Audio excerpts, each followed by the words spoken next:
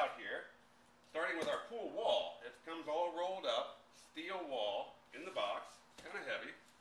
This is the Belize model, 12-foot round, 48-inch wall, steel above ground pool. Item NB 2501. It's made by Blue Wave. This is our wall section.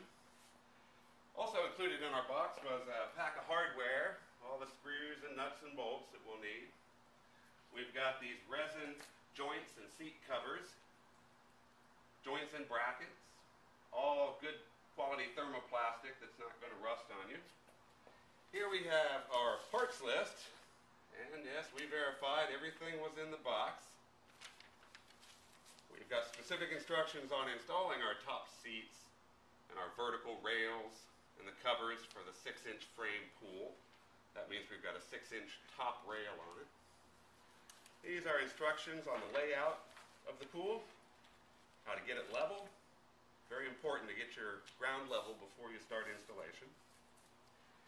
Here we have some safety information included along with some stickers. Important not to jump or dive into an above ground pool. And coming over here is our top rails, also known as the seat. These are horizontal on the top of the pool wall. These are the verticals, or the uprights, that go from floor to the top rail. And these are the bottom rails, which we'll start with arranging them in a circle, and it will hold our wall. We also opted for the Gorilla floor padding.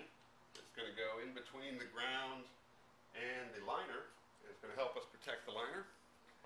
We also got a supply of Pool Cove, which gives a nice transition from the floor to the wall. And we'll put that foam on underneath the liner. We're going to install the pool skimmer. It's going to skim the surface for us, keep the pool clean.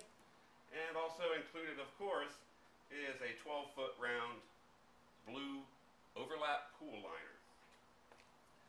So it seems we've got everything here. Let's get started. Now we're snapping the bottom rails into the bottom brackets, joining all the rails together with the point of the triangle towards the outside. So now I'm standing in the middle of our new pool. Of course, we're on very level concrete in our warehouse here. You're going to need to make sure that your ground is very level. And if your soil is soft, underneath each of the uprights, it's common to put a 2-inch paver. And even better is to use a transit that you can rent at any rental shop to measure the level from block to block, or upright to upright. Okay, let's get the wall unit out of the box. We've cut the box on the bottom, as recommended, to make it easier to pull the wall out.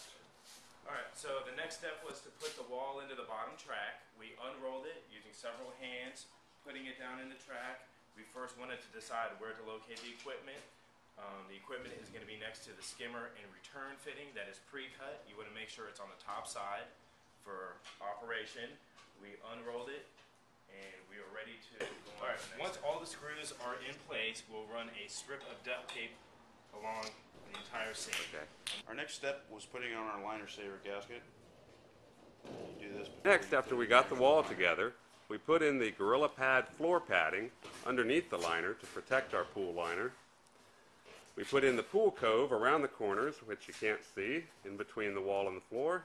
And now we're assembling what's called coping strips to lock the overlap liner right to the top of the pool wall. Next, we're screwing in the uprights into the lower and upper plates. We've placed our upright every 4 foot around the pool. After our upright installation, next we're going to screw on the top rails. These are 6-inch top rails and 4 screws. Now that all of our top rails are in place, we're putting on the top seat and the bracket together. Just one simple screw.